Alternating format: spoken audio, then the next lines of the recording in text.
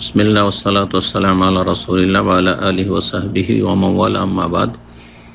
আজ 29 মুহররম 1442 হিজরি মোতাবেক 17ই সেপ্টেম্বর 2020। যে প্রশ্নগুলি এসে আছে ইনশাআল্লাহ তাআলা উত্তর দিচ্ছি। প্রথম প্রশ্ন, আসসালামু আলাইকুম ওয়া রাহমাতুল্লাহি ওয়া বারাকাতুহু। ওয়ালাইকুম আসসালাম ওয়া রাহমাতুল্লাহি ওয়া বারাকাতুহু। প্রশ্ন হচ্ছে, তারাবি কিয়ামুল লাইল 11 রাকাতের হাদিসটিতেই আমি এতদিন পর্যন্ত বিশ্বাসী ছিলাম, কিন্তু যখন 5-7 রাকাত বেতর তথা 13 রাকাত কিয়ামুল লাইলের হাদিসটি চোখে পড়ল, তাও আবার উক্ত হাদিসটি হযরত আয়েশা রাদিয়াল্লাহু আনহা থেকে বর্ণিত এবং সেটিও সহিহ হাদিস, সেদিন থেকে আমি কনফিউজড। দুটি হাদিস সাংঘর্ষিক, পরস্পর বিরোধী মনে হচ্ছে, কারণ একই ব্যক্তি থেকে একই ব্যক্তি সম্পর্কে দুই রকম কথা কিভাবে সহিহ হয়? আপনার বুঝতে ভুল হয়েছে, সেজন্য সাংঘর্ষিক মনে হচ্ছে, কিন্তু আলহামদুলিল্লাহ কোনো সংঘর্ষ নেই। জি, তারাউইহ আর কিয়ামুল লাইল, কিয়ামে রমাদান, সালাতুল লাইল আর তাহাজ্জুদ, এই 5টি নাম একই সালাতের।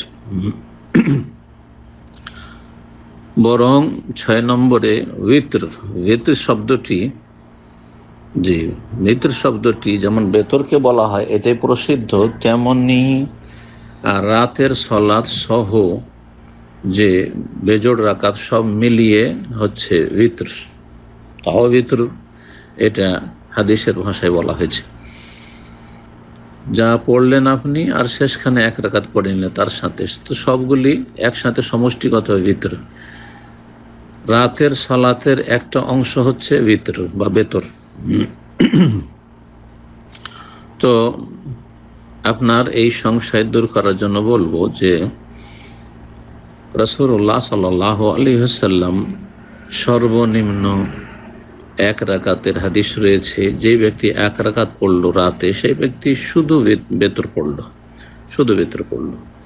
যে ব্যক্তি 3 পড়লো, সেই ব্যক্তি 2 রাতের সালাত পড়লো, সালাতুল লাইল বা কিয়ামুল লাইল, আর তারপর 1 রাকাত ভিতর পড়লো, অথবা একসাথে 3 রাকাতই বেতর পড়লো, কারণ পুরোটাকে বেতর বলা হয়েছে। জি, যেমনটা বললাম যে পুরো, যদি কেউ 11 রাকাত পড়ে বা 13 রাকাত পড়ে আর সবটিকে বলে যে আমি আজকে 11 রাকাত ভিতর পড়লাম, তাও কথাটি ভুল নয়।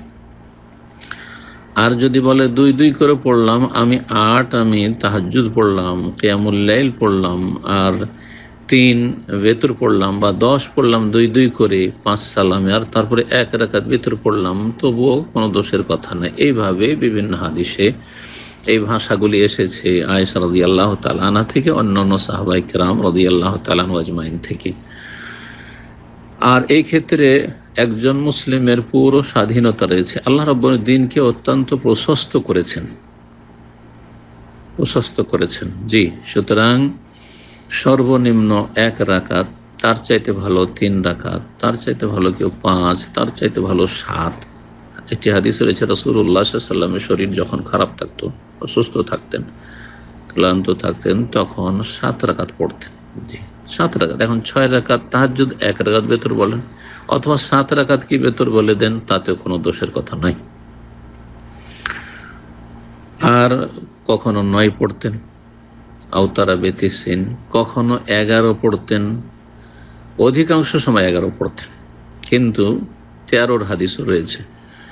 এই 13 হাদিস সম্পর্কে 2টি মত রয়েছে আমাদের। একটি মত হচ্ছে যে কখনো কখনো 13 তাহাজ্জুদ বেতর পড়তেন, অর্থাৎ 12 পড়ে 1 রাকাত বেতর, অথবা 10 পড়ে নিয়ে 3 রাকাত বেতর, 13 পড়তেন, সেটাও ঠিক আছে।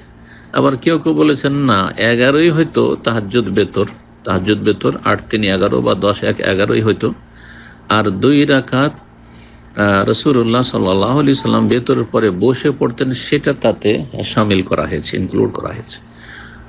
আর কেউ কেউ বলেছেন না, ফজরের যে 2 রাকাত সুন্নাত, ওই 2 রাকাতকে গণ্য করে 13 করা হয়েছে। তো এই 3টি মত তাহলে রয়েছে 13 হাদিস সম্পর্কে।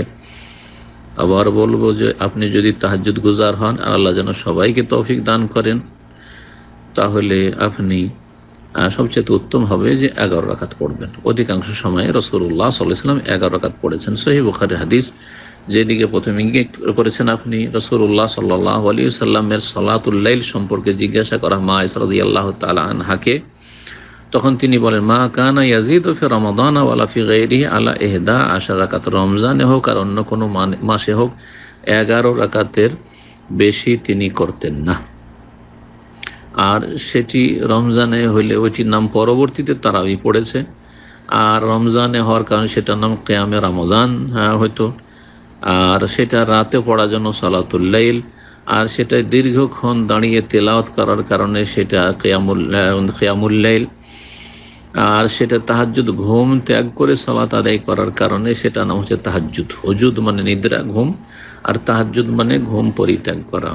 তো ঘুম থেকে উঠে তারপরে সেটা আদায় করা, এটা হচ্ছে সবচেয়ে উত্তম, সেজন্য ওর নাম পড়েছে তাহাজ্জুদ। ওমিনাল লাইলি ফাতাহাজ্জাদ বিহি নাফিলাতাল লাকা আসা আন ইয়াবআসাকা রাব্বুকা মাকামাম মাহমুদা। সূরা ইসরাতে তাহাজ্জুদ শব্দটি এসেছে ফাতাহাজ্জাদ বিহি, তুমি তাহাজ্জুদ পড়ো। আর কিয়ামুল লাইল শব্দটি এসেছে সূরাতুল মুজাম্মিল, ইয়া আইয়ুহাল মুজাম্মিল কুমিল লাইলা ইল্লা কালিলা। তো আল্লাহ রাব্বুল আলামিন যেন সঠিকটি বুঝার তৌফিক দান করেন। কোরআন এবং হাদিস যখন বুঝবেন তখন নিজে থেকে স্বয়ং সম্পন্ন হয়ে বুঝলে এরকম কনফিউজড হতেই হবে। জি, সুতরাং অবশ্যই ভালো আলেমদের, জ্ঞানীদের শরণাপন্ন হতে হবে, তাদের সাহায্য নিতে হবে, তাদের সহযোগিতার মাধ্যমে দিন শিখতে হবে, নাহলে ভুল বুঝে ফেলবেন।